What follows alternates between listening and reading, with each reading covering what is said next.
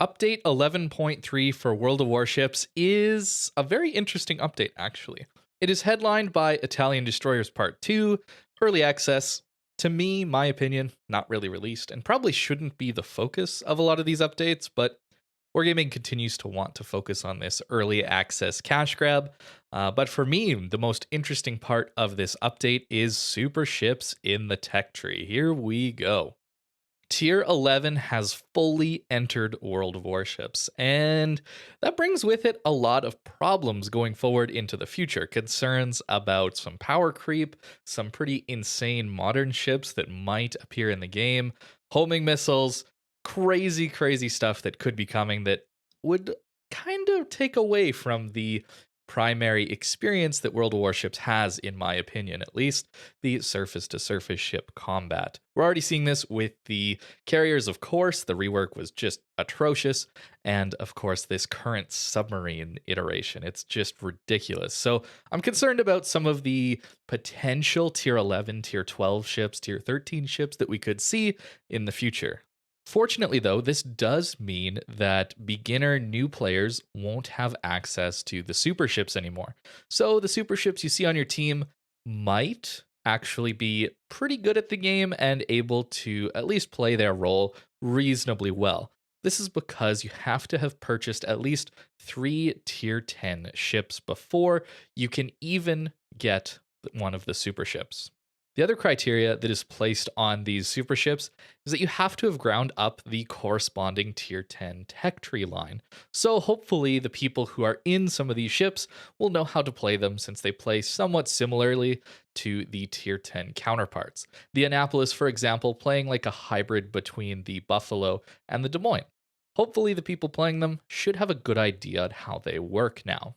The balancing factor Wargaming is going with here is the economy. So they're going to be very expensive to repair. Twice the repair cost, in fact, of tier 10 ships. And in my opinion, here is the most important part of this update 11.3. Permanent camouflages for super ships are purchased separately from the ships, just like other researchable ships from the tech tree. And the permanent camouflages of super ships do not reduce their service costs or increase credit earnings. They will provide a larger XP bonus of 150%, but the crucial part here about these permanent camouflages that was so valuable, at least at tier 10, was you bought into this permanent camouflage, and you could actually afford to make credits at tier 10 with those camouflages on a reasonably good game, since they reduced the repair cost of the ship and also boosted credit income. So don't go buying the super ship permanent camouflage thinking that's going to get around this economy balance tactic, I guess. That's not going to happen, so probably don't spend the 5,000 doubloons. I don't think it's worth it on these super ships. The other major addition to this update is the Dockyard. Atlantico is available now to start its building process. The minimum amount of doubloons required to get the Atlantico is 3,900. A little bit less than the Marlborough, which was of course a tier 9. This is a tier 8. So that makes a little bit of sense. But keep in mind, this is early access only, so after you've completed 3 shipbuilding phases, these starter packs will no longer be available. So if you want to get the cheapest amount for the Atlantico, just buy the 3 shipbuilding phases up front. But keep in mind, you do have to finish out the grind throughout the entire couple of months that this Dockyard event is on. So make sure you're around to play the game in those 2 months. Otherwise, it's just a waste of doubloons. And by the looks of things, some of these missions do seem like they could take a while. If we look at the final section of the Dockyard, which is usually going to be the hardest one to complete, you'll notice that some of these missions require you to get 42,000 base XP in destroyers, cruisers, battleships, or carriers. And often you'll need to do at least 1 or 2 of these to complete this final reward here and get that last shipbuilding phase. So make sure you're around for probably significant periods of time, at least into the later parts of the last month that this Dockyard is available.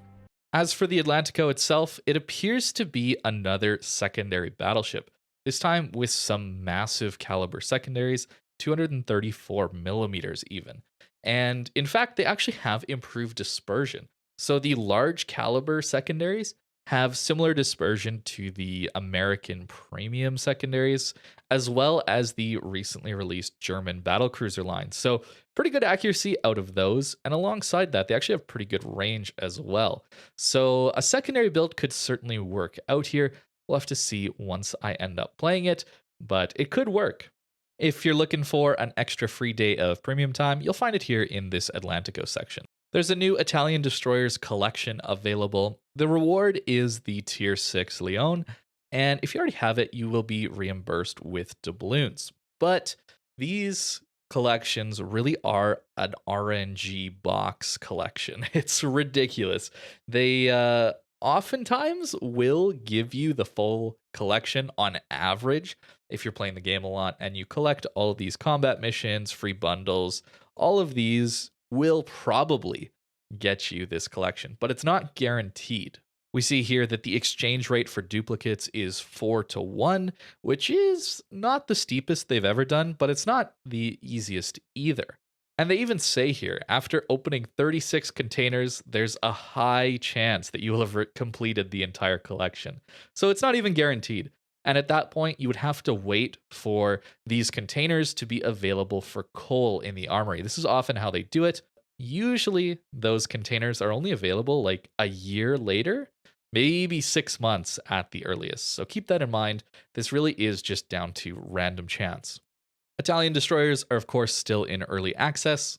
Really don't have much extra to say here. In this update, they're also adding rewards for playing in a division. There are going to be various rewards gained from these stars. They don't really talk about it too specifically yet, but if you're playing in a division, there might be some nice bonuses for you. Keep in mind, this is also specific to clanmates, and you're going to get more stars by playing with a lot of different clanmates. They're also bringing back some more brawls, which is always very exciting and often quite fun. So the first round is going to be 9v9 in tier 10 ships, and it's going to include an aircraft carrier, 2 battleships, 4 DDs, 6 cruisers. That's the limitations. You'll have to develop a team within that. The second round is also going to be 9v9 at tier 10, but this time carrier's not allowed. So that's going to be the one to play. If you have the choice and you don't have unlimited time, try and play the one that is in the second round. That way you don't have to deal with carriers. Unfortunately, it is 9v9, so less of a brawl, and it'll likely result in a lot more sniping. It's the unfortunate reality of a lot of tier 10, very powerful, long-range capable ships. But there is always some potential for fun in these brawls, so give it a shot if you've got some time with some buddies. There's also some nice visual effects improvements here. I do like to see this, as constantly updating the game to make it, well, approach a modern looking experience is always nice. Personally, I do believe that there needs to be a massive overhaul to the lighting and shadow detail to this game. It looks a little bit flat. There's only so much they can do with the model detail and some of the little sprinklings here and there that they put on these models, like the snow, as you can see. At the end of the day, eventually, I do believe this whole global illumination and lighting system will need to change to bring it up to a more modern 2022 standard. But for now, I do really like these updated maps. So we're getting updated Tears of the Deserts, Trap, Warrior's Path, as well as Solomon Islands, which all of them are probably going to look much better now. They've also added the camos to aircraft carrier planes and done some visual improvements for submarines. And for another last few changes here, there's a new camo available for the Ragnar for 3 clan tokens. It looks pretty cool, as well as a few other camouflages for other ships that have been in the game for a little while. And the most interesting thing to me here is the game balance changes. And here we have the Petro being lifted out of the water by 0.5 meter. Now, let me see if I can notice the difference. I don't really notice the difference. It still sits very low. The ship also still has an incredibly small superstructure. It also has cruiser fire duration, unlike the Stalingrad, which has a very long battlecruiser battleship level fire duration of 60 seconds, I believe. Might be 45. I'm not sure, but it's not the 30 seconds that a lot of the cruisers get. The other problem I see with Petro, of course, is the concealment. Having a 12.1, 12.2, I believe, kilometer concealment. I haven't looked for a little while, so forgive me if I'm a little bit wrong there. But the point is, it's a very close concealment to radar range. So it's very, very, very difficult for a destroyer to spot and keep a Petro lit up for his teammates to shoot at while staying outside of that radar duration. This is one of the tankiest parts of the Petro. One of the reasons it's so difficult to take out. There's a very fine margin for error there for that destroyer player. And on top of that, it is a very well armored ship that is also having that really small superstructure, like I mentioned. It's a tough ship to take out, and I really don't think this half a meter change is going to do much to the Petro. And honestly, these two pictures were taken at very different camera angles, so it's really hard to notice the difference here. But to me, this was not the major issue with Petro. It always was a little bit funny that it was so low in the water. It's like, well, that would never work on the ocean, but you know, it's an arcade video game, so I don't really care. For me personally, it's more about the mechanics of the ship, like its concealment, its radar, its fire duration, its armor. Those are the things to me that make the ship very hard to kill. And at the same time, having some pretty powerful guns. And for whatever reason, having a 360-degree turret setup. It's an interesting decision, to say the least. So I hope for a few more balance changes to nerf the Petro. Tashkent also got one of these changes, which will submerge it a little bit, since it did sit so high out of the water.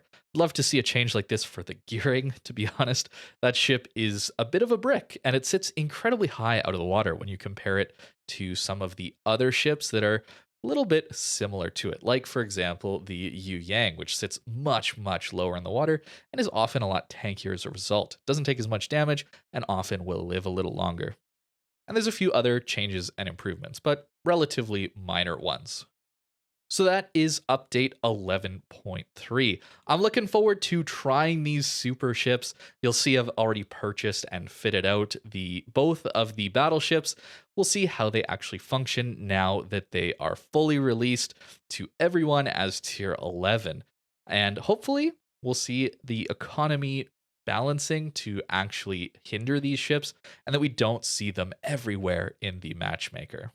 So that's all that I've got for today's video. Let me know what you think of 11.3 super ships entering the game. And thank you very much for watching. I hope you have a great rest of your day.